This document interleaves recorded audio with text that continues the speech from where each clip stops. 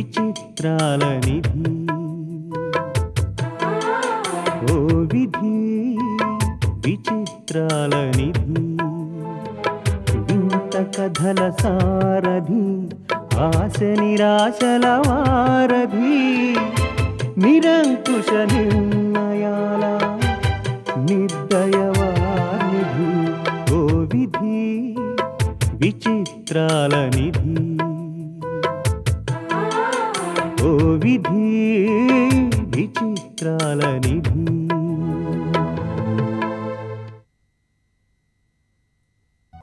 దీపక్ బాబు తన తప్పు తెలుసుకుని మళ్ళీ తిరిగొస్తారు. అంతవరకు మీరు తొందరపడి ఏ నిర్ణయమూ తీసుకోవద్దు. అన్ని కోణాల నుంచి ఆలోచించి ఈ నిర్ణయానికి వచ్చాను బేడి.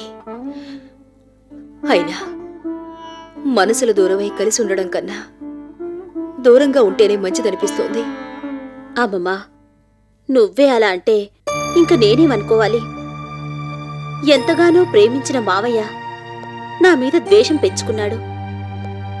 తన చేతులతో పెంచాలన్న విషయం మర్చిపోయి ఆ అనుబంధాన్ని తుంచేశాడు.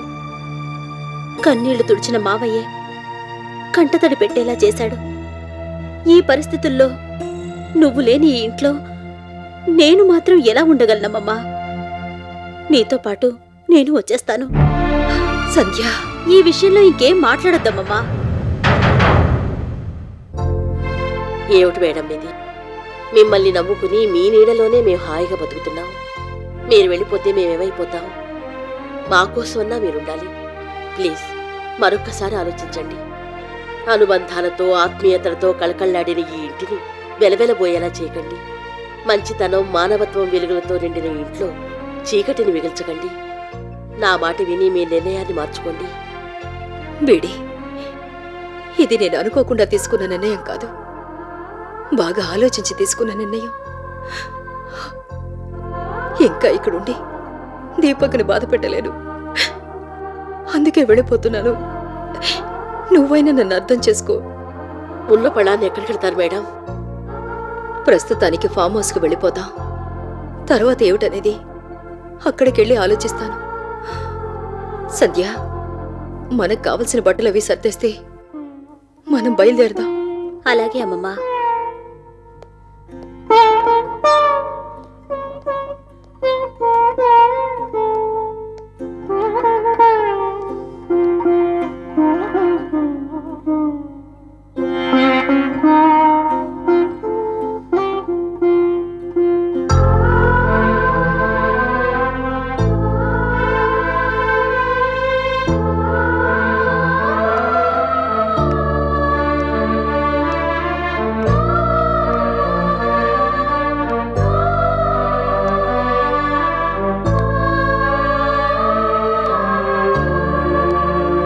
కాశీ, ఏంటి మేడం? మనం ఫామ్ హౌస్కి వెళ్ళిపోతున్నాం. లగేజ్ తీసుకెళ్లి కారులో పెట్టు. అలాగే మేడం.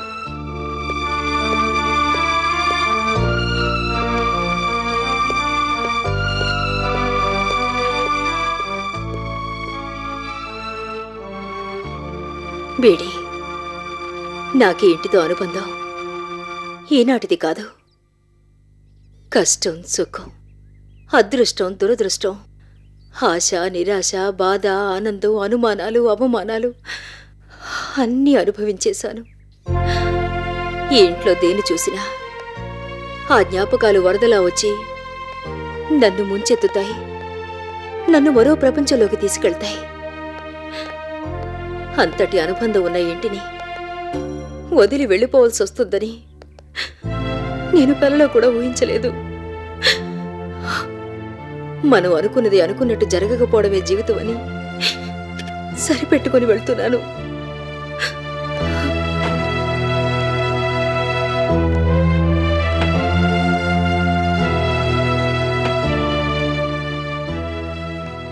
బేడి, ఈ ఇంటి నీకు నువ్వే చూసుకోవాలి. దీపక్ అలవాట్లు అభిరుచులు నీకు తెలుసు కనుక జాగ్రత్తగా చూసుకో.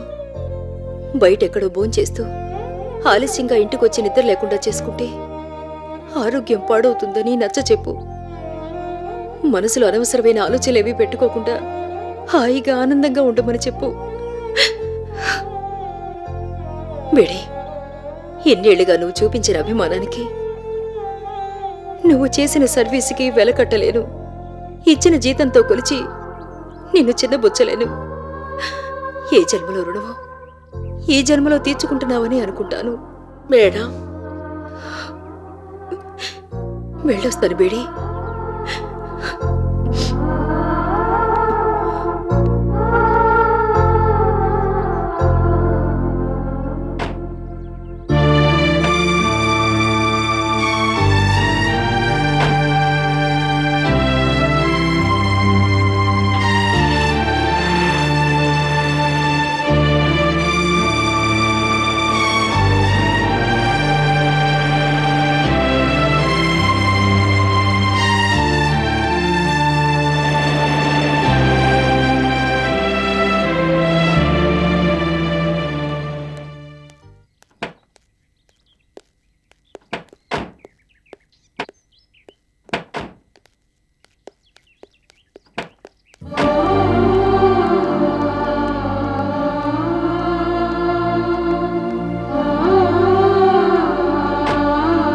లోపలికి రండమ్మా.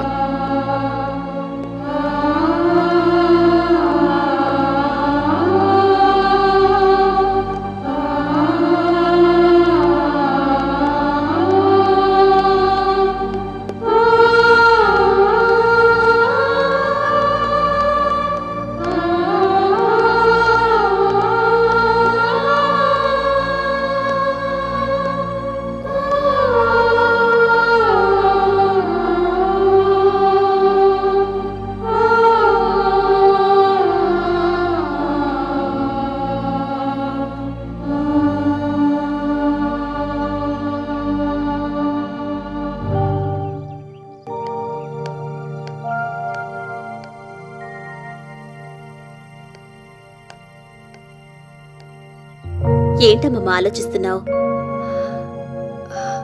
ఏ లేదమ్మా. నా దగ్గర కూడా ఎందుకు దాస్తావు? సంధ్య, మనిషినైతే దూరంగా వచ్చేసాను కానీ నా మనసు ఇంకా అక్కడే ఉందమ్మా. పిల్లలు కాదు పొమ్మంటున్నా వాళ్ల గురించే కొట్టుకులాడుతుంది తల్లి మనసు. అమ్మ అనే పదంలో ఉన్న గొప్పతనం అదేనేమో. దీపక్ ఎలా ఉన్నాడో, ఎక్కడున్నాడో ఒక్కసారి ఫోన్ చేయమ్మా. ఫోన్ ఎందుకమ్మమ్మా? ఏకంగా మావయ్యనే వెతుక్కుంటూ వీధి వీధి తిరుగుదాం. దీపక్ ఎక్కడున్నాడు అని నువ్వు, మావయ్య ఎక్కడున్నాడు అని నేను, ఇలా అందర్నీ అడుక్కుంటూ రోడ్లన్నీ వెతుకుదాం. సంధ్య, మావయ్య కనబడగానే చేసిన తప్పులు క్షమించమని అడుగుదాం. నువ్వు చీకొట్టినా చీదరించుకున్నా నీ కాళ్ళ దగ్గరే పడుంటాం బాబు, ఉన్నన్నాళ్ళు భార్గవి సేవలు చేసుకుంటూ బతుకుతామని బతిమాలుకుందాం. ఏదో విధంగా మావయ్య దగ్గర ఉండవేగా నీకు కావాల్సింది. ఇంకెందుకు ఆలస్యం? పదమ్మా. సంధ్య, నువ్వు కూడా ఇలా మాట్లాడితే నేనేమైపోవాలమ్మా? ఇంకెలా మాట్లాడాలమ్మమ్మా? ఒకసారి కాదనుకుని వచ్చేశాక మళ్ళీ మావయ్య గురించి ఆలోచించడం దేనికి? ఆ మాత్రం దానికి ఇంత దూరం రావడం ఎందుకు? అక్కడే ఉండి ఏదో ఓ రోజు వస్తాడని బాధపడుతూ ఎదురు చూస్తూ కూర్చోవచ్చుగా. సంధ్య, అవునమ్మమ్మా. మావయ్య మన గురించి ఆలోచించినప్పుడు, మన అవసరం లేదనుకున్నప్పుడు, మనల్ని కాదనుకున్నప్పుడు మనం మాత్రం ఎందుకు ఆలోచించాలి? మనం దూరమైపోతున్నామని మావయ్యేం బాధపడ్డం లేదుగా. హాయిగా ఆనందంగా ఉంటున్నాడు. అందుకని బాధపడ్డం మర్చిపోయి మనము అలాగే ఉందాం.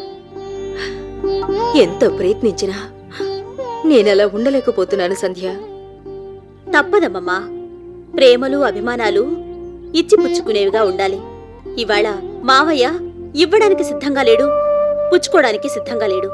ఆ విషయం తెలిసి కూడా మావయ్య గురించి ఆలోచించడం, వద్దంటున్నా వెనకాల పడ్డంలో అర్థం లేదు. నా మాటలు నీకు కష్టంగా అనిపించొచ్చు, కానీ చెప్పక తప్పడం లేదు. సరే అమ్మమ్మా, నీకెంత చెప్పినా ప్రయోజనం లేదు. నేను ఆఫీస్కి వెళ్ళొస్తాను. నువ్విలాగే బాధపడుతూ ఆరోగ్యం పాడు చేసుకుంటూ కూర్చో.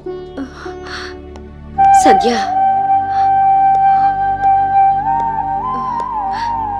అంత మాట అనకమ్మా.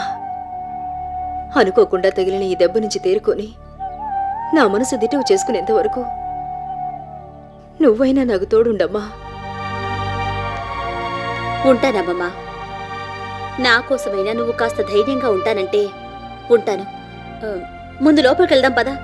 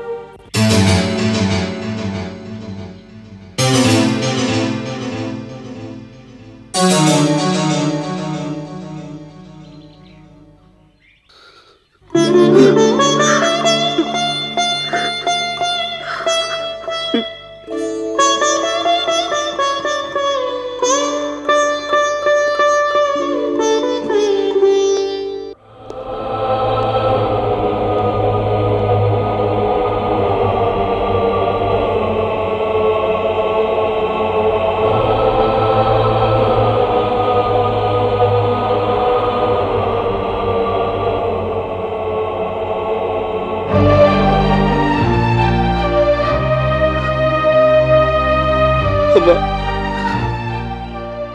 నా మొహం నీకు ఎలా చూపించగలమ్మా? ఎలా చూపించగలను?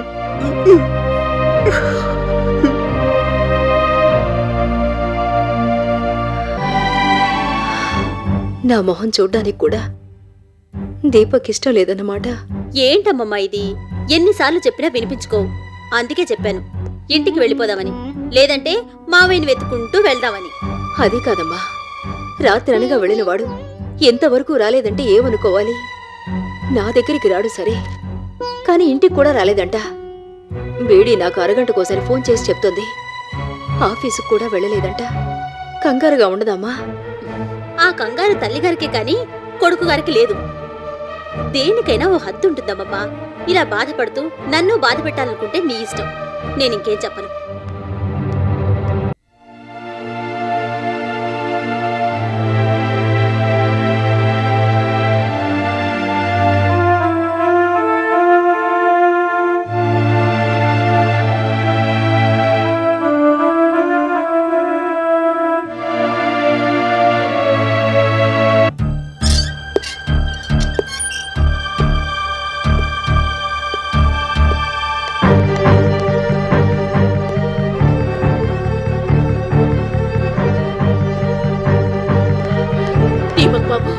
ఏమైపోయారు? ఎక్కడికి వెళ్ళారు?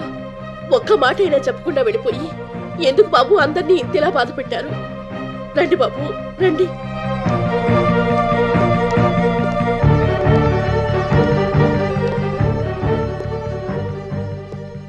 బేడీ, అమ్మేది? లేరు బాబు. ఎక్కడికి వెళ్ళింది? ఇల్లు వదిలి వెళ్ళిపోయారు. ఇల్లు వదిలి వెళ్ళిపోయిందా? ఏమిటి నువ్వు చెప్పేది? అవును బాబు, మీరు వెళ్ళిన దగ్గర నుంచి అమ్మగారు నిద్రాహారాలు మానేసి మీకోసం ఎదురు చూశారు. భార్గవిని ఉద్యోగంలోంచి తీసేస్తే ఇంట్లో ఉండనన్నారు మీరు. ఆ మాట అమ్మగారిని బాగా బాధపెట్టింది. రాత్రి నుంచి మీరు రాకపోవడంతో తానుండగా మీరింట్లోకి రాకూడదనే నిర్ణయానికి వచ్చుంటారనుకుని వెళ్ళిపోయారు. ఎంత పొరపాటు జరిగింది బేడీ. బాబు, పిల్లలు మరొకరికి దగ్గర అయితే ఏ తల్లి బాధపడదు. అక్కడ కూడా ప్రేమ దొరుకుతుందని సంతోషిస్తుంది. కానీ మరొకరికి దగ్గరై తనకు దూరం అయితే మాత్రం ఆ తల్లి తట్టుకోలేదు. మేడం విషయంలో అదే జరిగింది. మరి సంజయ్? సంజయ్కు మీరు ఈ మధ్య దూరంగా ఉంటున్నారు. అమ్మమ్మ లేని ఇంట్లో నేను కూడా ఉండలేనని మేడంతో వెళ్ళిపోయారు. ఎంత తప్పు చేశాను బీడీ. కళ్ళకి ప్రేమ గంతలు కట్టి భార్గవి ఎలా నడిపిస్తే అలా నడిచాను. నటనకి జీవితానికి మధ్య తేడా తెలుసుకోలేక అమ్మని దూరం చేసుకున్నాను. ఏ ప్రేమకైనా నకిలీలు ఉండొచ్చు, ప్రేమలో కల్తీ ఉండొచ్చు. కానీ అమ్మ ప్రేమంత స్వచ్ఛమైంది లేదని తెలుసుకున్నాను. అందుకే అమ్మని వెతుక్కుంటూ తిరిగి వచ్చాను. నాకెవ్వరూ వద్దు బీడీ. అమ్మ కావాలి, మా అమ్మ కావాలి. ఎక్కడుందో చెప్పు బీడీ. ఫామ్ హౌస్కి వెళ్ళారు బాబు.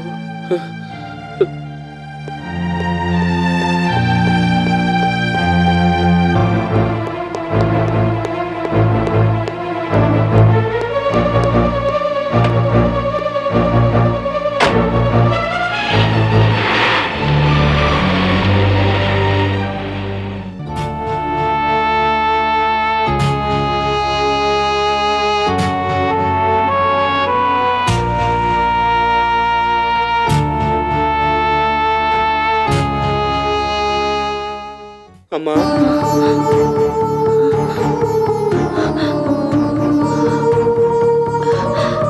అమ్మ సత్య, మావయ్య వచ్చాడు. ఏమిటమ్మమ్మ నీ పిచ్చి? మావయ్య ఎందుకు వస్తాడు? లేదమ్మా, అమ్మ అని దీపక్ నన్ను పిలిచే పిలుపు నాకు వినపడింది. ఆ అదే ధ్యాసలో ఉంటే అన్నీ అలాగే వినిపిస్తాయి. లేదమ్మా, లేదు, బాబు వచ్చాడు.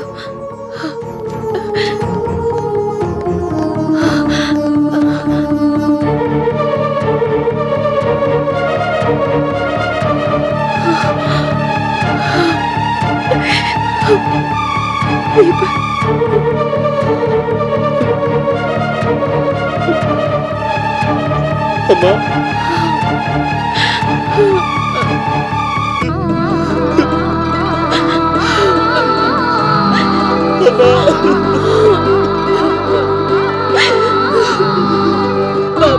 అమ్మా, ఏ కొడుకు ఏ తల్లికి చెయ్యని ద్రోహం చేశాను, నన్ను క్షమించమ్మా.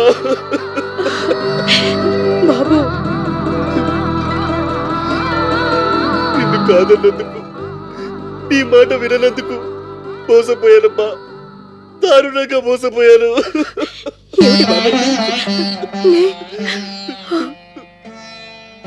అమ్మా, భార్గవి మత్తులో పడి ప్రాణంగా చూసుకునే నిన్ను చేదరించుకున్నాను, అభిమానించి నిన్ను అసహించుకున్నాను. మంచి చెడు తేడా తెలుసుకోకుండా నిన్ను మానసికంగా హింసించాను. నీ ప్రేమని త్యాగాన్ని మరిచిపోయి ద్రోహిలా మారాను. బాబు, నిన్ను నువ్వు తెలుసుకున్నావు, నాకంతే చాలు. మనుషుల్లో నాలాంటి మోసగాడు ఉండడమ్మా. క్షమించమని అడిగే అర్హత కూడా నాకు లేదు. నన్ను క్షమించొద్దమ్మా, నన్ను క్షమించొద్దు. దీపక్, ఏమిటి బాబు ఇది? పిల్లలు చేసిన తప్పు తల్లి క్షమించకపోతే అమ్మ అనే మాటకి అర్థం ఉండదు. నాకు తెలిసి నువ్వెప్పుడు ఏ తప్పు చేయవు. అసలేం జరిగిందో చెప్పు. భార్గవి రోజీ మనిషి అమ్మా.